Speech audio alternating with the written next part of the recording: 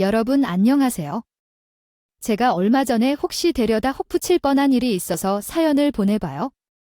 요즘에는 젊은 사람이 상전이 하죠. 위아래도 없고 나이 든 사람을 공경할 줄도 모른다고 하잖아요. 어른 같지도 않은 사람한테 굳이 어른 대접할 필요는 없지만 그래도 기본적인 예의라는 게 있는 건데 그것도 안 지키는 사람이 참 많더라고요. 저도 이번에 며느리 하나 잘못 들릴 뻔했다가 아주 호되게 당했어요.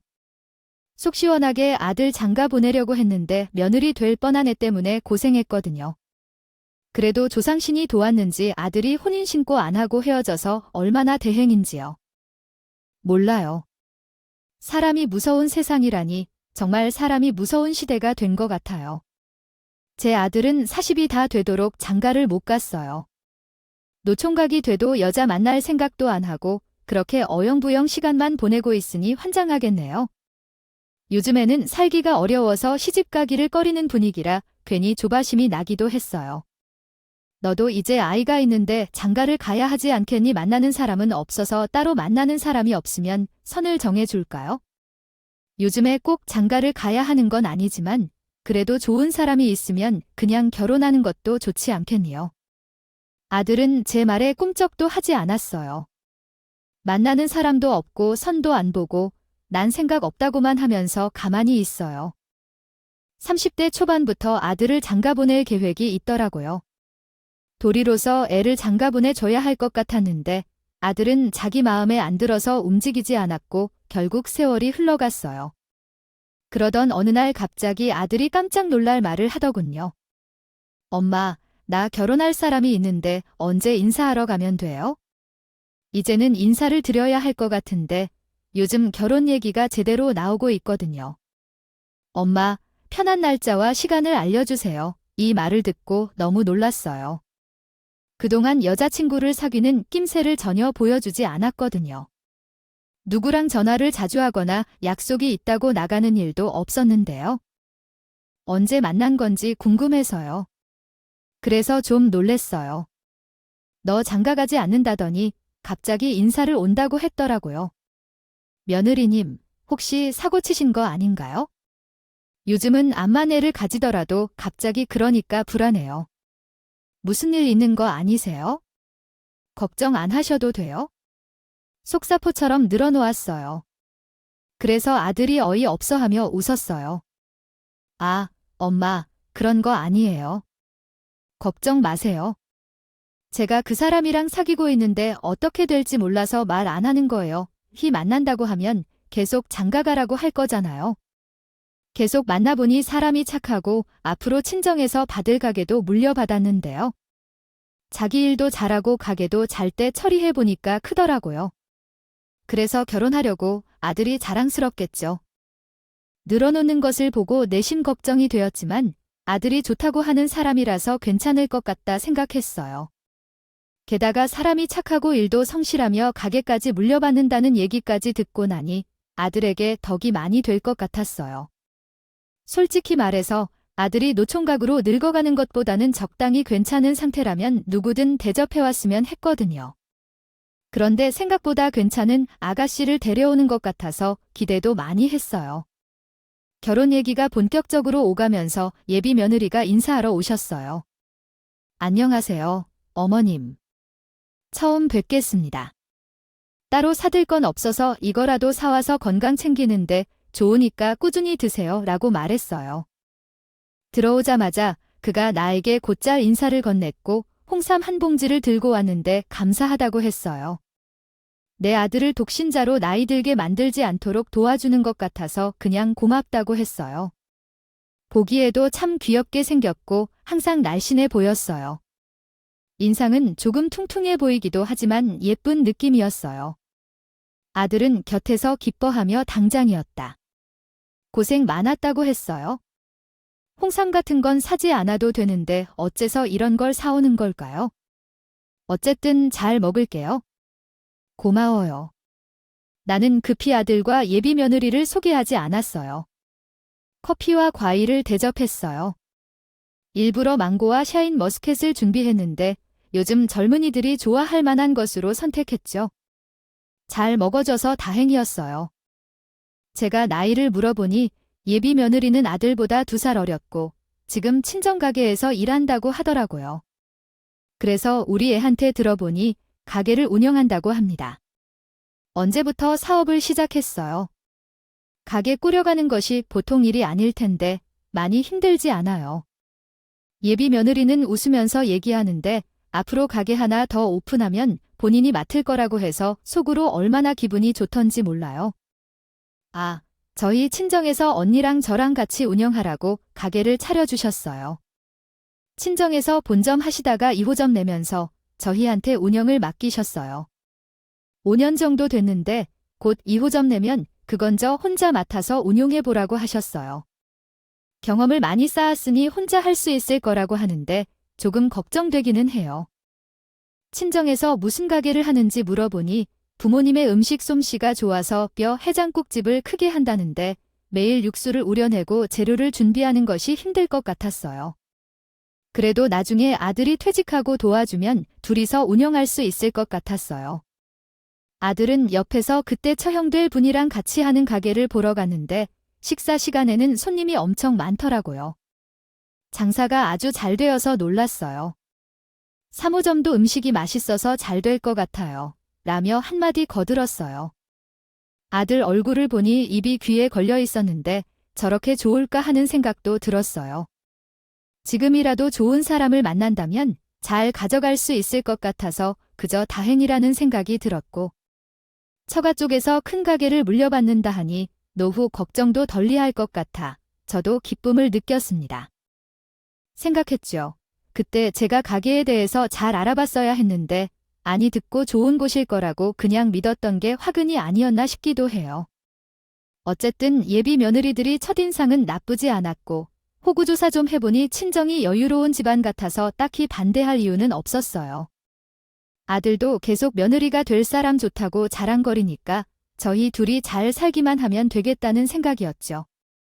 근데 아들이 갑자기 근데 엄마로서 사무점을 내주면 이 사람이 가게 사장이 되잖아요.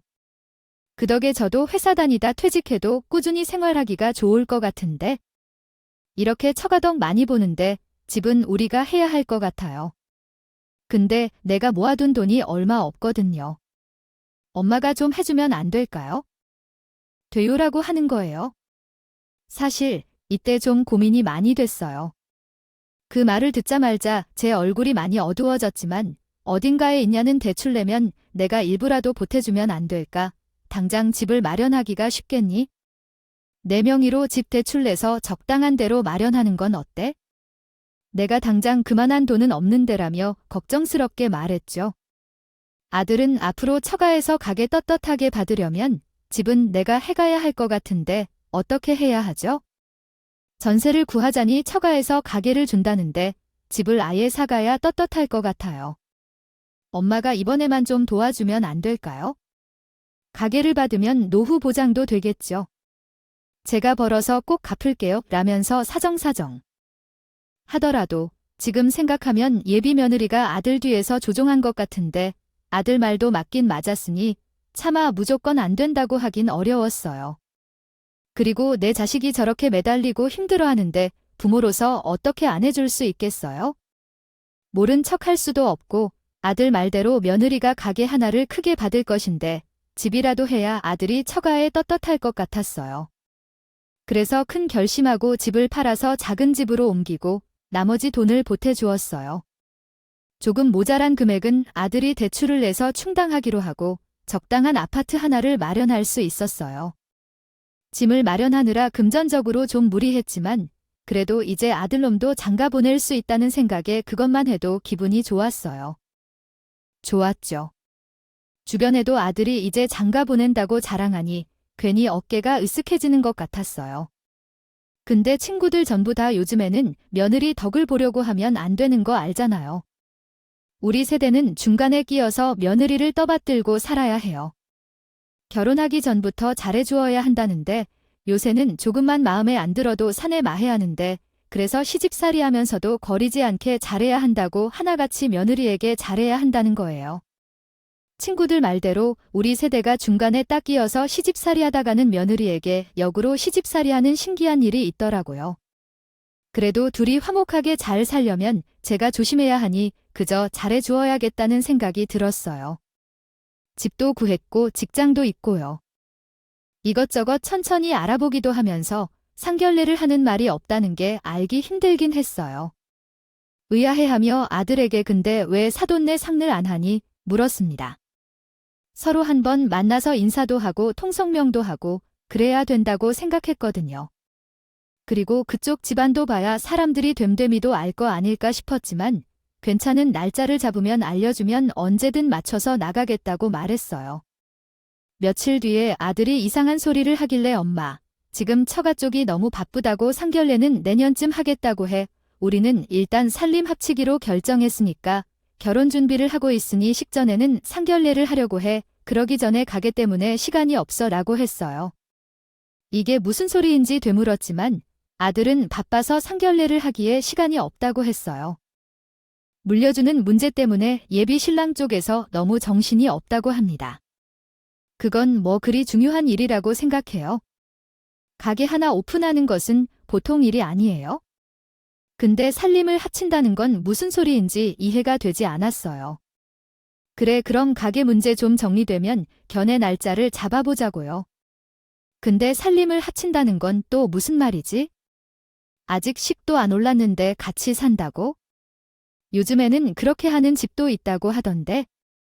집을 사자마자 살림을 합친다고? 가하에서 물어보니 아들은 그냥 그렇게 한다고 했어요. 아, 지금 자치계약 기간이 거의 다 됐대요. 가랑 지금 일하는 가게가 멀어서 출퇴근 때문에 바로 근처 원룸에서 살고 있었는데 몇 달 안 남았다고 하더라고요. 연장하기도 해야 되겠죠? 애매한 부분이 있어서 집을 구한 김에 살림을 합치는 게 나을 것 같아요. 아들이 괜찮다고 하고 어차피 결혼할 거니까 미같이 사는 것도 나쁘지 않을 것 같았어요. 사실 제가 크게 관여할 리도 없어요. 둘이 좋다는데 제가 무슨 말을 더 얹어야 할까요? 그렇다면 그렇게 할 뿐이었어요. 둘이 이사할 때도 제가 방해될까 봐 아예 가지도 않았고 입주 선물로 휴지와 필요한 것만 조금 챙겨주었어요. 혼수도 그렇고 필요한 건 둘이서 알아서 할 걸로 들었기 때문에 내버렸어요. 어찌됐든 둘이 살림을 합친다고 하니 저는 최대한 둘에게 잘해주고 싶었어요. 특히 며느리에게 잘해주고 싶었어요. 아들과 같이 사는 것 자체가 너무 고마웠고 가게를 물려받을 것이어서요. 생각해보니 이렇게 복잡하지 않을 거라 생각했거든요. 그래서 저는 며느리의 건강을 생각해서 한약을 만들어주고 아들에게 여쭤보아 며느리가 좋아하는 반찬도 요리해 주었어요. 그렇죠. 며느리는 무엇을 좋아하나 많이 먹어요? 무엇이 필요하지 않아요. 내가 마음대로 챙겨주는 것은 어렵잖아. 기회가 되면 좋아하는 것으로 챙겨주는 것이 나을 것 같아요. 며느리가 건강해야 너랑 오래오래 잘 살아야지. 내가 몰래 알려주면 조금씩 챙겨줄 거예요. 아들은 제 말에 정말 감사하다고 해주었고 지금은 결혼식 준비와 가게 오픈 준비로 인해 체력이 많이 부족한 것 같더라고요. 엄마가 잘 챙겨주면 나는 고맙긴 해요. 필요하다고 생각되면 말씀드려 주시면 됩니다. 부탁드립니다. 그래서 자신이 더 말했어요. 아들의 반응을 보면 다행히도 챙겨줬어야 했나 생각이 들어요. 며느리가 오래 일하려면 건강해야 하니까요. 그래서 최대한 잘 대해주고 시집살이를 돕겠다는 의미로 소리를 들리지 않게 노력했어요. 그러나 궁금한 점이 있어도 전화 한 통으로는 제대로 도와주지 못했고 그냥 아들을 통해서 연락했어요. 집에 찾아갈 때도 미리 아들에게 연락하고 아들이 있을 때에만 잠시 방문하여 물건을 전달하고 오곤 했었죠. 하지만 며느리는 고맙다는 말조차 없었어요. 제 견해는 내신 며느리가 진심으로 감사해하지 않는다 해도 어머님께서 신경을 써주셔서 정말 감사하다는 인사라도 해주었으면 하는 바람이 있었죠. 저는 너무 많은 것을 위해 노력하진 않았는데요. 아들은 항상 챙겨주셔서 고마워하고 반찬도 맛있다며 인사를 하지만 며느리는 인사도 없고 연락도 없었어요. 안부조차 묻지 않아서 함께 있을 때에 대해 생각해 보게 되었습니다. 잘하고 있는지 계속 챙겨주어도 되는 건지 잘 모르겠어요. 그래도 저는 제가 할 수 있는 일은 다 해주고 싶었으니 꾸준히 챙겨주고 싶었어요. 그러다 며느리한테 전화가 왔을 때 너무 실망스러웠고 저는 바쁘니까 연락을 잘 못해서 죄송하다고 해야 할 줄 알았는데 어머님, 솔직히 자주 오시는 거 귀찮고 피곤해요. 쉬는 날도 별로 없는데 꼭 편하게 쉬어야 할 때마다 오셔야 해요. 가게를 운영하는 거 얼마나 힘든지 아세요? 좀 쉬어야 하는데 잡고 오시니까 얼마나 신경 쓰이는지. 쉬게 좀 놔두세요. 며느리는 제 예상과 달리 화를 내기만 했어요. 아직 정식으로 결혼한 것은 아니지만 그래도 시어머니가 될 사람인데 너무 관리가 왔어요. 성질만 내는 것에 황당했어요. 다른 사람에게 이러한 태도를 보이는 것은 말도 안 돼요. 그때 결혼을 다시 생각해봐야 하는 건 아닌가 할 정도였어요. 이미 살림을 합쳐버렸기 때문에 쉽게 파혼 얘기를 하지는 못했지만 인간성이 의심되니 제가 잘못 생각한 것 같았어요. 그렇다고 당장 아들을 보고 헤어지라고 못하니 일단은 두고 보기로 했죠. 아니, 나는 너가 건강하게 일하라고 챙기는 건데 우리 아이가 반찬을 좋아한다는 걸 알려주며 부탁했거든. 그래서 우리 있는 동안만 잠깐 가봐라고 빨리 돌아오라고 말하면 내가 너무 섭섭해서 화를 참고 잘 얘기했지만요. 며느리는 무소식이 희소식이라 생각하는데 요즘 시집살이를 하는 시어머니가 어디 계세요? 이렇게 불쑥 찾아오는 것도 시집살이 하는 게 아닌 걸 모르시나 봐요. 앞으로는 찾아오지 마세요. 오빠랑 편하게 둘이 있을 수 있게 자리 비켜주셔야죠. 어째서 이렇게 눈치가 없는지라며 자꾸 성질을 내게 되었어요.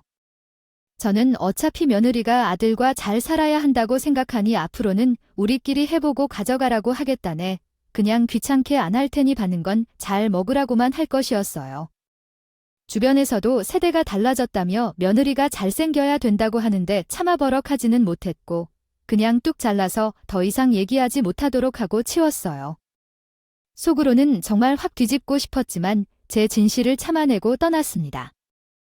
버리고 싶었지만 나중을 위해 적당하게 잘라냈어요. 그 뒤로 나는 아들 신혼집에 밝은 면을 끊었고 아들 통장에 반찬이나 영양제 같은 필요한 것들을 전달해주기만 했어요. 가끔 아들에게 며느리가 잘 지내냐고 물으면 그냥 똑같이 아무 말도 없었어요. 그러던 중 어느 날 새로운 싱싱한 전복을 보고 아들과 며느리를 위해 삼려고 결심했어요. 전화했더니 아들이 덤마, 오늘 못 들을 것 같아. 출장 가야 돼서 오늘 오면 늦을 것 같은데 어제도 야근하다 집에 가자마자 필요한 것만 챙겨서 회사에 왔거든. 출장 다녀와서 밤늦게 집에 바로 가야 할 것 같아. 꼭 우리 안 챙겨줘도 되니까 그냥 엄마 드세요 라고 했어요. 안 챙겨줘도 된다고 우리 신경 쓰지 말라고 하니 그것도 괜히였네요. 서운하더라도 그래도 죽을 시키려고 너무 많이 끓여서 가까운 곳에 사는 친구들한테 한 그릇씩 나눠주더라도 소이나 남아 있었어요. 다들 나이가 많이 들어가 많이 먹지도 않는다며 더 가져가지도 않았죠. 그래서 나도 꺼려졌지만 아들에게 신호하고 집에 가져가서 죽을 얼른 주고 바로 돌아오려고 했어요. 자꾸 아들에게 전화하기가 조금 그렇고 며느리도 일하러 다니느라 전화 받기가 어려울 것 같아 사람 없으면 문 앞에 놔두고 전화만 하고 올 생각이었어요. 애들이 편하게 먹을 수 있도록 전복을 담아가며 이야기하던 날, 저는 당연히 아들과 며느리가 어려울 거라고 생각했어요. 둘이 요즘 바빠서 집에 없을 것 같았거든요.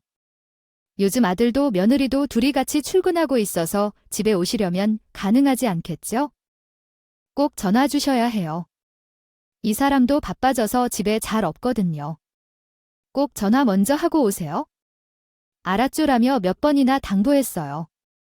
바쁜데 아들 보고 자꾸 오라고 할 수도 없어 문 앞에 두고만 와야겠다 생각했는데 택시 타고 애들 신호집 입구에 도착했는데 며느리가 들어가는 뒷모습이 보였어요.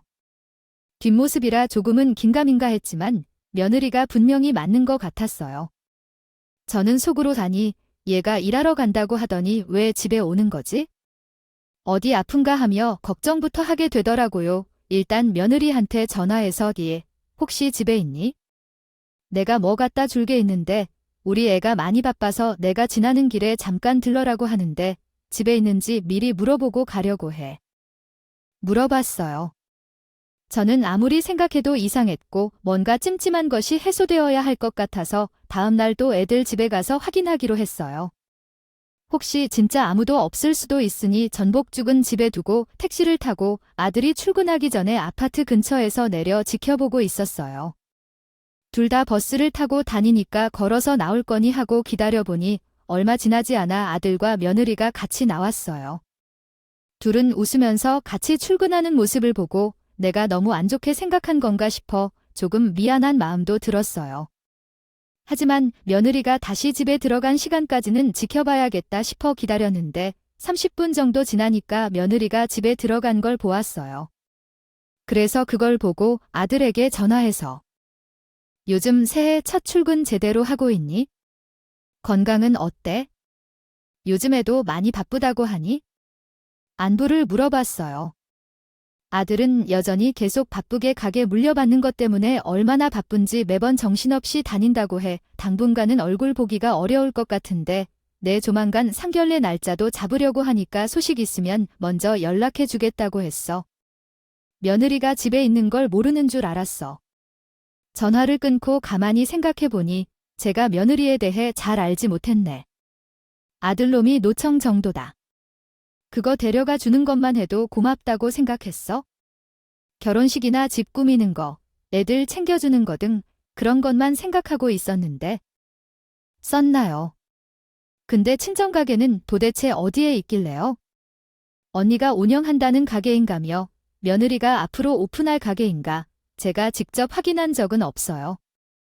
보통 시아버지의 집으로 가는 사람을 한번 초대하거나 적어도 잠깐이라도 둘러본 후 같이 식사를 하는 등의 자리를 마련하는데 그런 일이 전혀 없었거든요. 그때 뭔가 이상하다고 생각해서 집으로 돌아갔어요. 그리고 다음 날 큰 용기를 내어 냉장고에 보관해둔 전복죽을 꺼내어 또 택시를 타고 애들 신혼집을 찾았고 다시 며느리가 집으로 들어가는 것을 눈으로 확인한 후 얼마 지나지 않아 집 앞에서 초인종을 눌렀어요. 안에서는 아무 대답도 없었고 인기조차 느껴지지 않았어요. 몇 번째인지. 초인종을 누르자 끝까지 소리가 나오지 않는 것 같아서 엘리베이터를 타고 내려갔다. 그 길로 바로 아들에게 전화를 걸어 호통을 쳤어요. 자네 아무래도 잘못 걸린 것 같다. 아무것도 묻지 말고 다른 말도 하지 말고 당장 너희 아파트 앞으로 와야 지금 당장 와야 해. 급하다. 저는 그렇게만 말하고 전화를 끊었어요. 구구절절하게 말할 수도 없고 이렇게 하지 않으면 아들이 일하다 말고 오지 않을 것 같았거든요.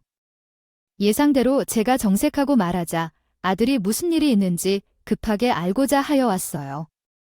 저는 아들의 차를 타고 뒤에 새 아기가 받는다고 하는 가게에 한번 가보자. 당장 가보자. 너는 주소를 알지? 내가야 알아봐야겠다 라고 하더라고요.